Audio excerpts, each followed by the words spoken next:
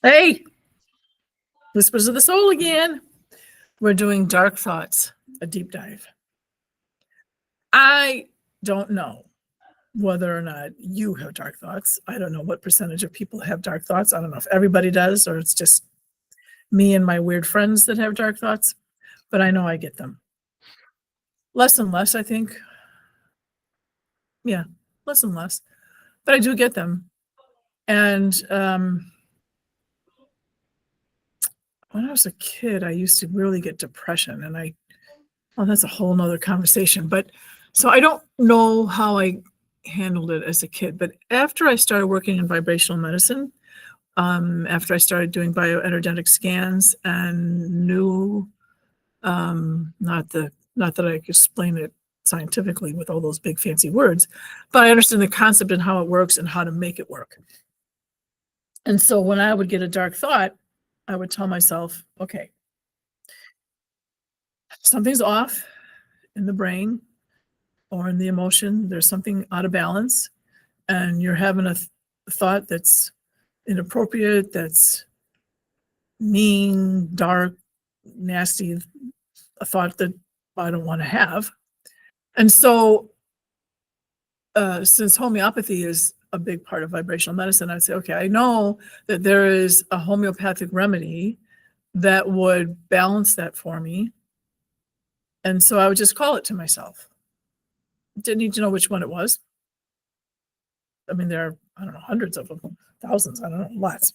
And I don't know if you know about homeopathy, but to figure out which one, it's a whole process to figure out which one. So I'm like, I don't know which one. I know that there's one. I'm calling it to myself and letting it do its thing. Bam, it worked. So I would always do that. I would just, if something came, I would be okay, something's off balance, call the remedy and take care of it, clear it out, and go on with my day.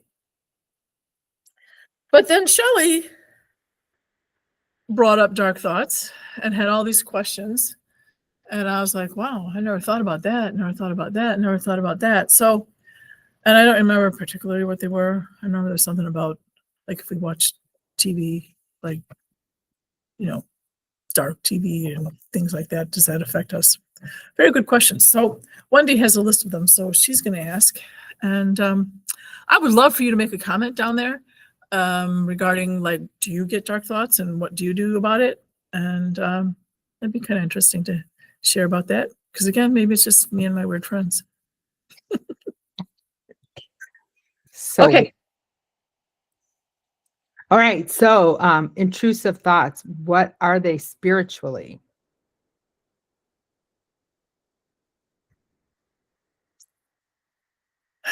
Okay. So they can be dark beings, right? Dark beings to attach, to find a way and come in. Now, I know that we have time to go into all that, but that's one way you can have a dark thought. So if is that what she means by spiritually? That's what I'm hoping. So, sadly, Shelley was not able to join us tonight. So I'm going to do my best to interpret her questions.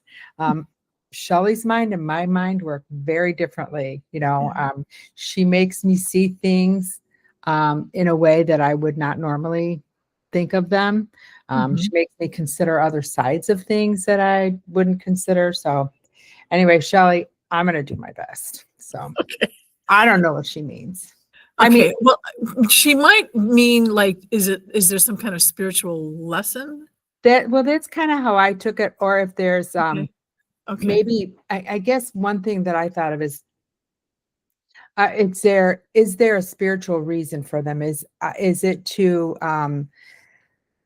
assist in our growth? I mean, is it some way to assist us spiritually in our evolution? That's what I'm going to go with. I guess where it comes from,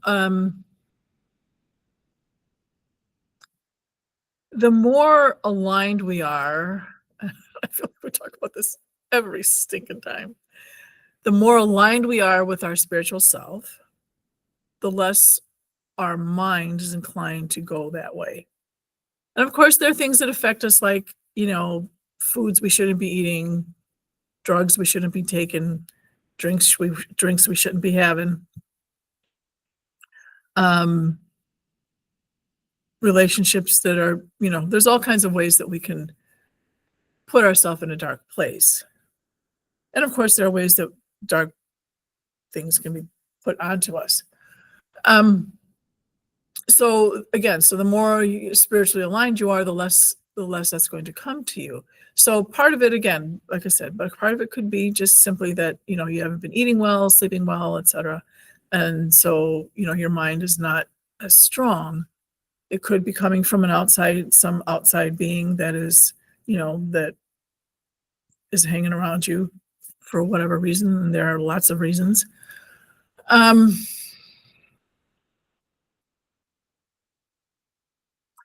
So yes, so the growth, the lesson of it is to not succumb, right? To not be like, okay, well, this is my mind and this is how it works. And so, I'm just a bad person or whatever, because I know I would think that, like, I'd be like, why am I thinking that? Why did that thought come to me? I'm, and yeah, I would think that there's something bad about me. But then remember I went to, no, there's something out of whack. There's something out of balance. I need some help, clean myself up and move forward. So not living there, not going into down in yourself, and rising above, right? Every lesson is about rising above, Yeah. You get knocked down. We all get knocked down, sometimes flat out. A client I had today, what happened to her, I did not even know was possible.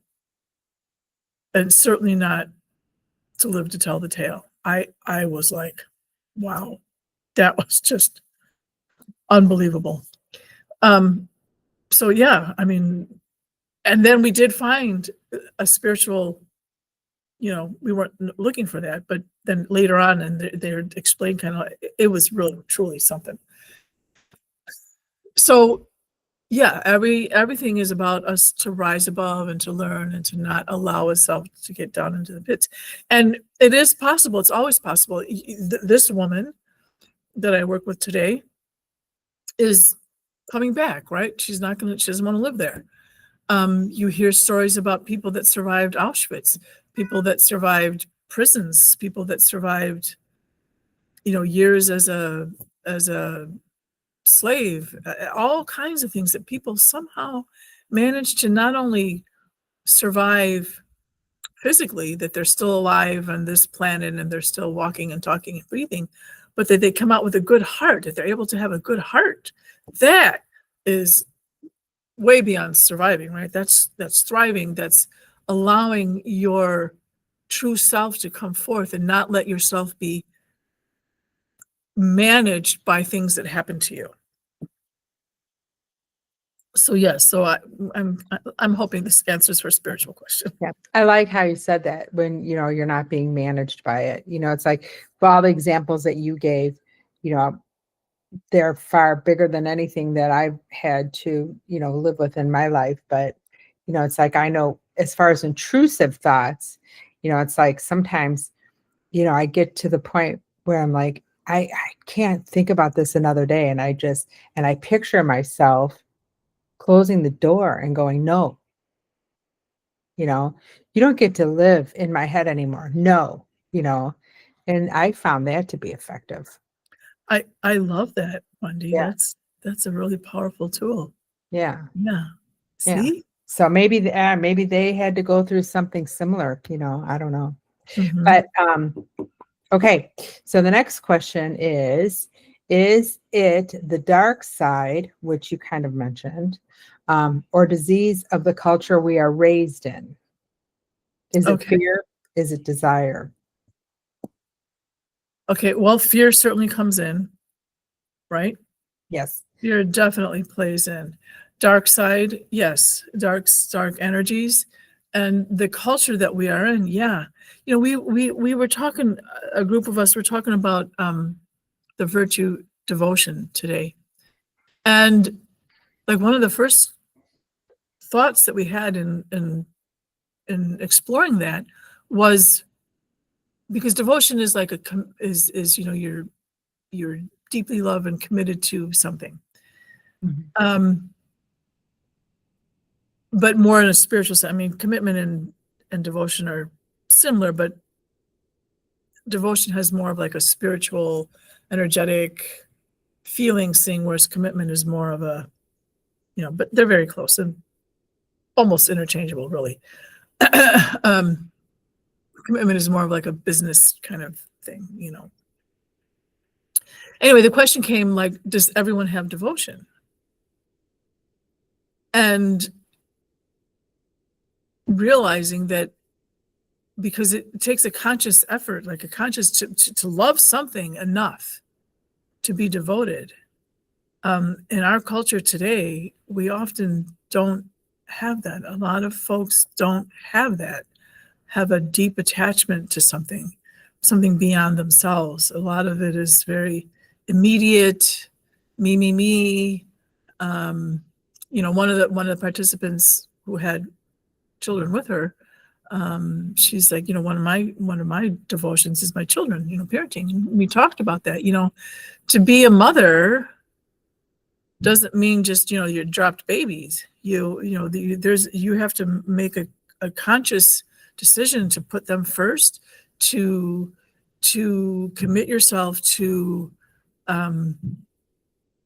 wanting the best for them, the best health for them, the best virtues for them, the best understandings for them, so that they become independent adults and things. That takes devotion, but not. I mean, we see it. There are parents walking around that are not engaged in any of that, and I guess to some degree that could be that they're not good people or something. But I think to a greater degree it has to do with society. Our culture has really deteriorated in terms of human relations, in terms of community, in terms of caring, in terms of making choices that serve the greater good and not just our own self. So certainly, as she asked, society plays a huge part. And if you are not exposing yourself to light thoughts as opposed to dark thoughts, if you're not chasing goodness, those things are going to come to you. That's, those kind of things are going to come to you. Well, I think being in fear attracts a certain amount of that too. Mm-hmm. It's, like attracts like. And I wanted to make a comment about desire too, because she had mentioned, fear or desire. And to me, a lot of times when I feel that desiring something is also an expression of feeling lack in your life somewhere. Mm-hmm. So that's also, a lower vibration feeling, which again is going to invite in more of the lower vibration, some of the dark thoughts and the darker entities and so forth. Mm-hmm. But although if you have desire for world peace, I think. Well, but see, that's different than. But I'm wondering though, if would that be desire? Like, would you still call that desire? I would still call that desire, but that's not desire. That's a different kind, Yeah. So it's the quality of what you're desiring. Yeah. I'm not saying all desire is an expression of lack, but also if you think about it, we don't have world peace, so we're lacking that. Yeah. So we're desiring something. Yeah. Something for the benefit that's going to benefit everybody on the planet, Yeah. Well, most of us anyway. So they're talking about like the dark thoughts can often be like a struggle, a debate, like your mind, your conscious self, your higher self, your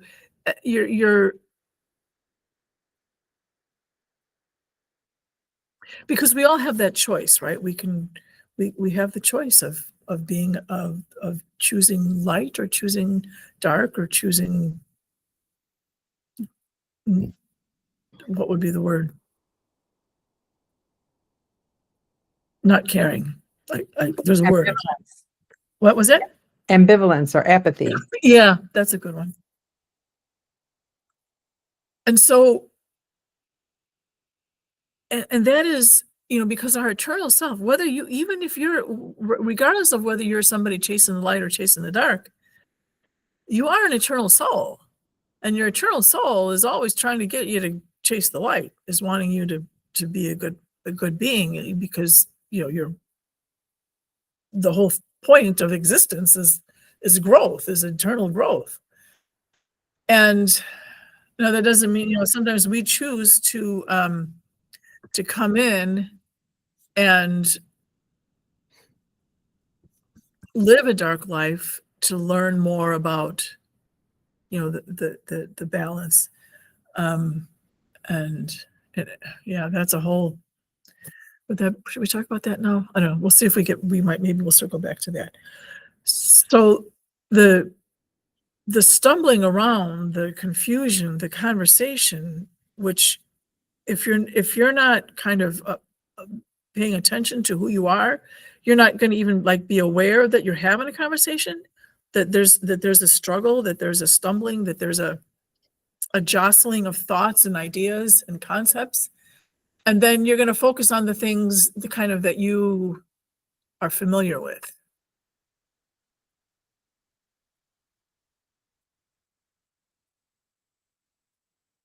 And then that becomes you can easily make that into your reality. Whereas if you recognize that that there's more, that there's another side to the story, that it's not a one-sided conversation going on within you.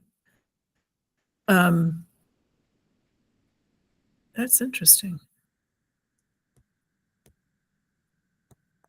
That we have this going on. I mean, I guess I kind of recognize that, but the way they're saying it is much more explicit. And I find that very interesting, that. So when you have those thoughts, kind of go, okay, so what's really going on here? Where is that coming from? Why am I thinking that? Again, it could be coming from outside. It could be just because, maybe a fear that you had took you to a dark place and you didn't even recognize it. But then again, that's something that you want to follow. Like, why, go, oh, I I I I have Cat on my brain right now. Thank you very much. Um, mm, and such a lovely cat too. Um, I'm sorry that I'm thrown by the cat. So still, wait a minute. Okay.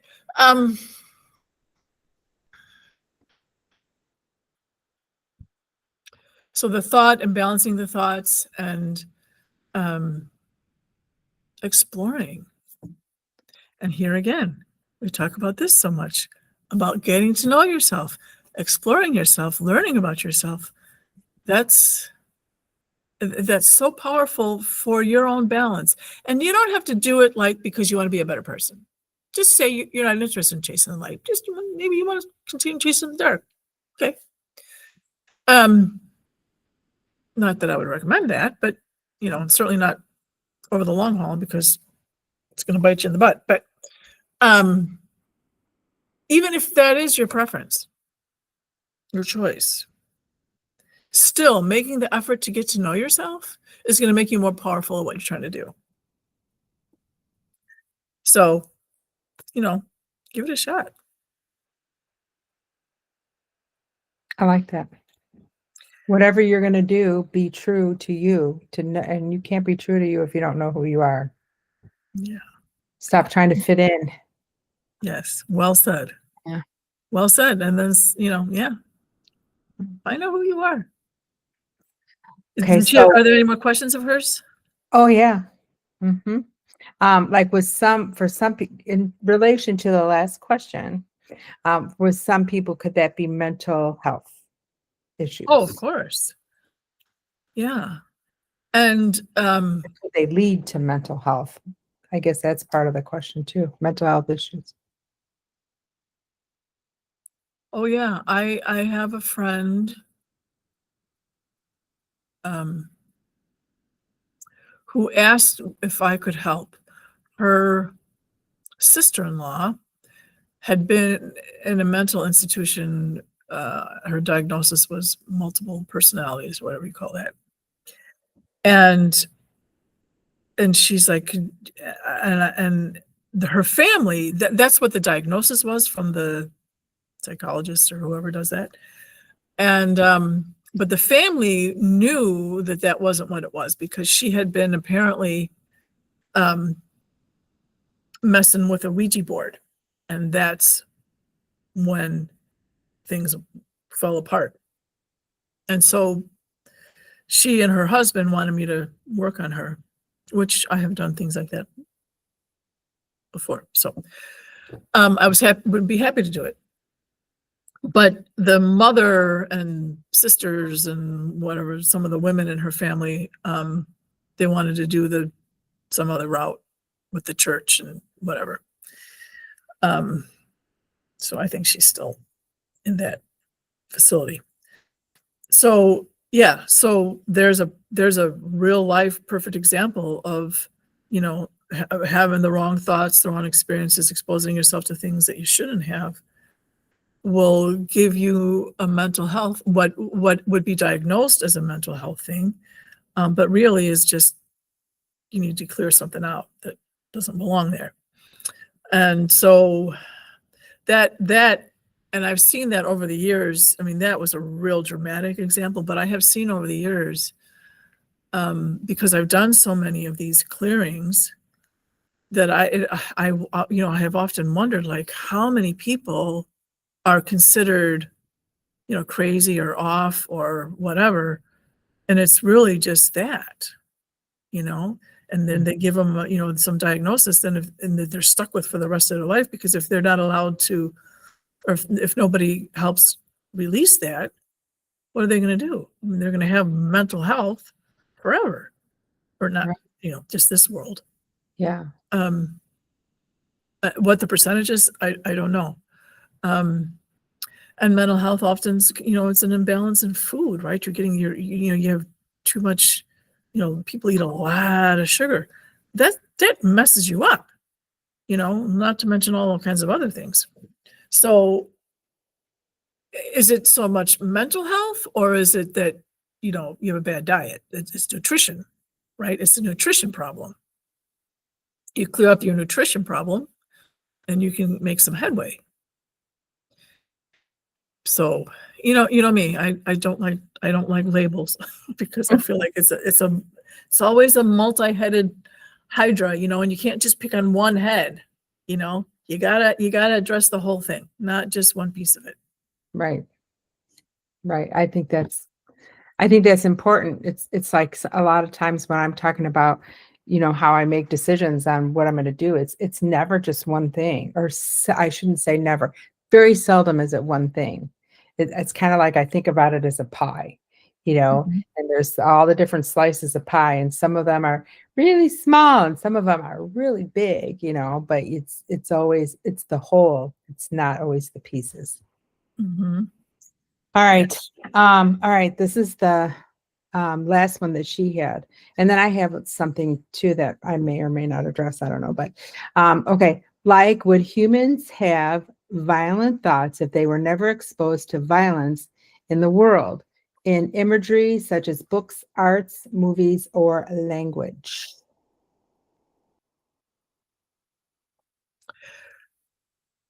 Um, So the imagery, you see, there's imagery, right? You see an action movie and you see somebody get shot with something or stabbed with something or, whatever. You have that imagery in your mind. But there's also those actions come from feelings, right? I mean, unless you're like a police officer and like that's your job. But violence comes from you're having a feeling, you're angry, you're confused, you feel demeaned, whatever you're having, and that rage comes up and comes out, and it's going to come out in whatever way. And yeah, maybe if you saw something on a movie that might give you an idea of something, but if you'd never seen it, but you had those feelings, you're still gonna puke them up one way or another. Optimally, you know how to do that healthily, but if you don't, doesn't matter if you never saw a movie, never saw it anywhere, it's still gonna come out.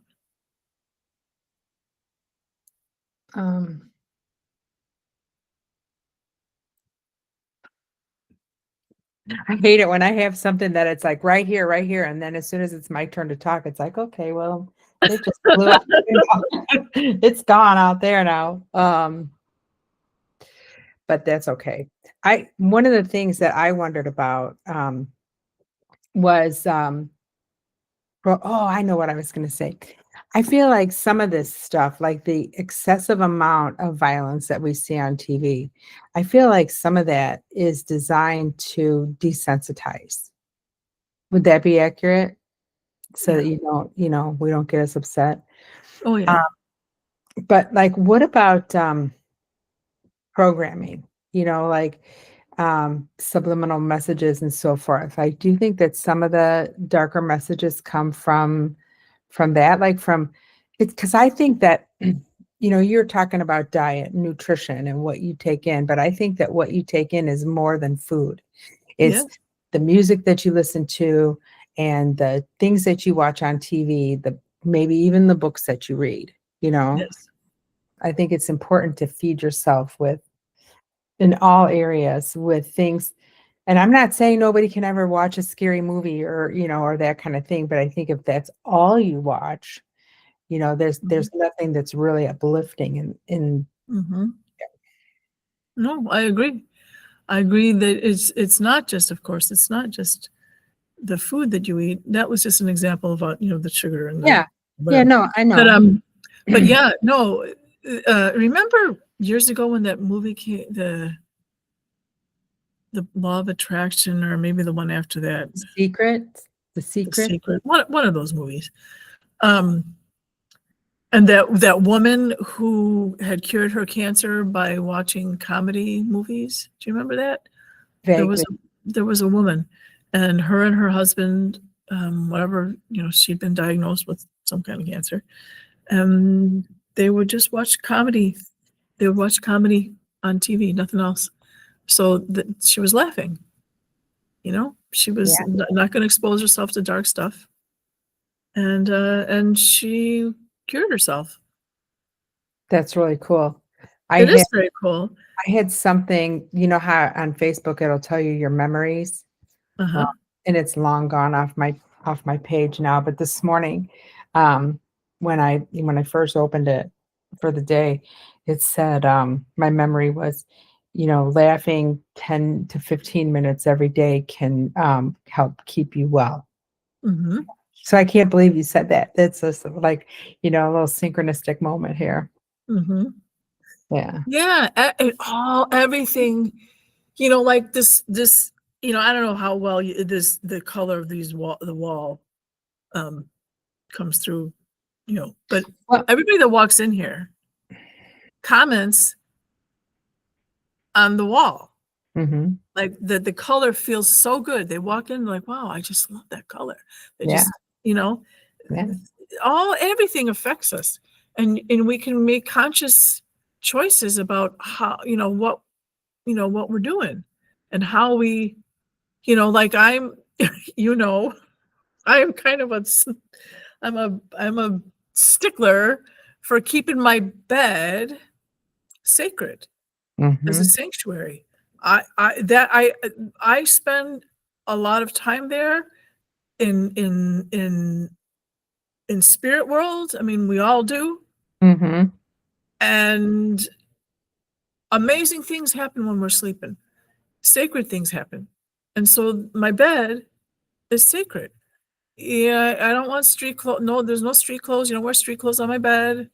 On clean pajamas or clean body. Like, there's no way if I've been out working in the garden, I'm going to go get into bed. I'm taking a shower. Even I don't care how tired I am. I'm not going to get into bed. Right. That's a sanctuary. I keep it clean. I don't like cleaning. Cleaning is not my favorite thing at all. But yeah, I mean, there are so many ways that you can control what affects you, what is part of your world and your energy and your vibration and your, um, and if you're not paying attention to that, the people that you hang out with, you know, Mhm. um, all kinds of things.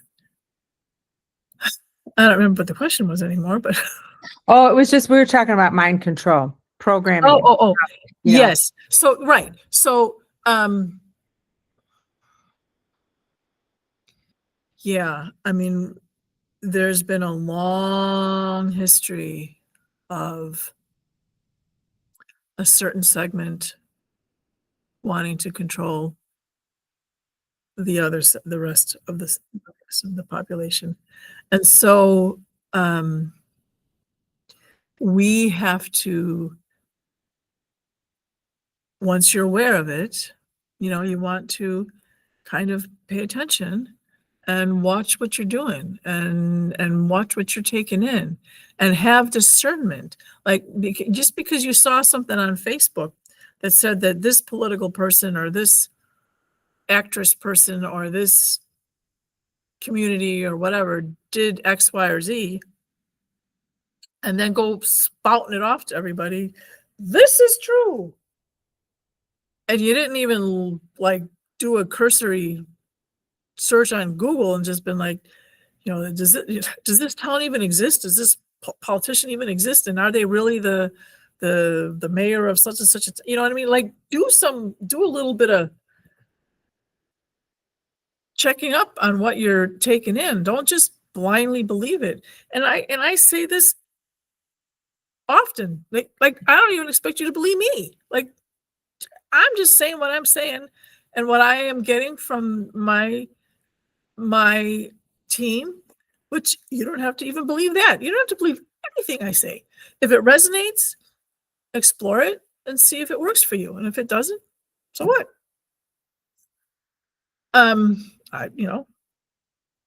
You have to think for yourself. And so all this stuff, I mean, you hear people are so hanging on. They're so bound and determined that this is the truth. And you're like, where did you even get that from? Do you know where you got that from? Do you know why you believe that? Have you considered all the options and like really sat with yourself and gone, okay, these are different pieces of reality. Does this really make sense? If that is true, like, what do you know to be true? And do things align with? That doesn't mean that you can't have conflicting thoughts. And the world is full of opposed things. And sometimes you have to learn how to accept that sometimes things seemingly completely different are both true. But often there are also things that are like not true at all. And you got to figure out which ones those are. That's You know, the challenge. and even, Wendy, I trust Wendy. But if she says something to me, and I'm still gonna go, okay, well, how does that sit with me? Right? Wendy believes it. I'm happy, happy for Wendy to believe it, and I'm happy for her to share it with me. But I'm not gonna own it just because she said it, even though I have deep respect for Wendy. I'm still gonna Oh, no, figure you out where does challenge. that fit for me? Huh? I said, oh, no, you challenge. Oh, no, you challenge? Yeah, you challenge me. Oh, Yeah, it's not a bad thing. It's a good thing. But I get what you're saying, and I apologize. I probably shouldn't have said that because you were making a very beautiful point about yeah. look Well, things up, take responsibility for what you know, and know it. Don't just hear it and then go off repeating it. yeah. And I think yes. And sometimes I do. You'll say something and I'll be like, But wait a minute. yeah, because my little brain's going, but because what I know to be true, I'm like, how does that align with this? But Right. there are a lot of things that you say that maybe I don't like respond to you and say, oh, I agree with that, or I'll be, but I'll think about it later, or I'll, review it for myself later. And not that we had to have a conversation about it, but Yeah. I still heard it. And, um, you know, whatever pieces fit for me, fit for me. And if they don't Right. fit for me, they don't fit for me. And it makes me think of that one thing I did hear somebody say one time, observe, don't absorb. Yeah. That's Yeah. that's a good one. Yeah. So, okay. I think we're out of time. Do you have any more questions? Yep, that's it. We're Okay. good with time, but that's it. We can wrap this up. Okay. The person that came on maybe 10, 15 minutes ago, make sure you don't leave, or I can message you, about your cat.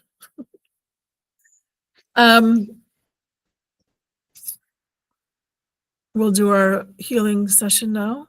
Beautiful. We're going to allow the concourse to the universe, the what is, to send us some nice energies, and we simply allow it, and it'll go where it needs to go and do what it needs to do, and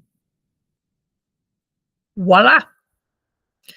And then when we're done, if you feel like it, we'd be happy for you to like and subscribe and hit that dingy bell thingy. That'd be great. And if not, that's okay too. Okay, here we go. I'm gonna say my prayer and get started.